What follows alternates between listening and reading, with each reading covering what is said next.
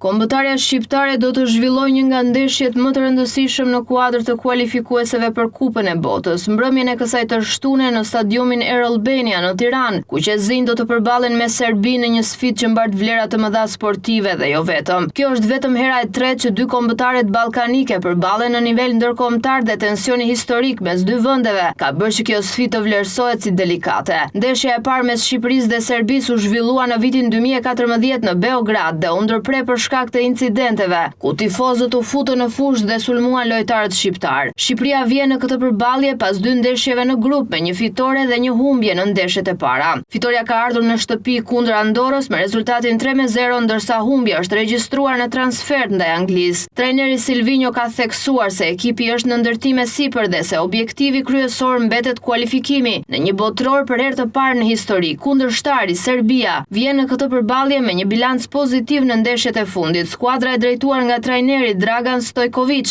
është e motivuar për të siguruar pjesëmarrje në Kupën e Botës për herë të tretë radhazi. Serbët vijnë nga një fitore ndaj Austrisë në play-off të Ligës së Kombeve, e cila u siguroi atyre qëndrimin në nivelin më të lartë të garës gjatë ciklit të mëparshëm kualifikues. Serbia nuk pusoi asnjë humbje, 6 fitore dhe 2 barazime, ndërsa në 18 ndeshjet e fundit të këtij lloji formati ka regjistruar vetëm një disfat. Megjithatë, forma jashtë fushë e Serbisë nuk ka qenë optimale së fundmi. Në 4 ndeshjet e fundit si udhëtues pas kampionatit evropian të verës së kaluar, ata nuk kanë arritur asnjë fitore duke marrë 2 barazime dhe 2 humbje. Kjo statistik mund të shërbejë si një faktor që jep shpresë Shqipërisë për të shfrytëzuar avantazhin e fushës dhe mbështetjen e publikut vendas në Air Albania. Masat e sigurisë për këtë ndeshje janë të rrepta për shkak të ndjeshmërisë politike dhe historike që shoqëron përballjen. Autoritetet kanë angazhuar rreth 2000 forca sigurie, përfshirë njësi speciale dhe struktura të antiterrorit. Ndeshja Shqipëri-Serbi do të luhet mbrëmjen e kësaj të shtunë, duke nisur nga ora 20:45 në stadiumin Air Albania.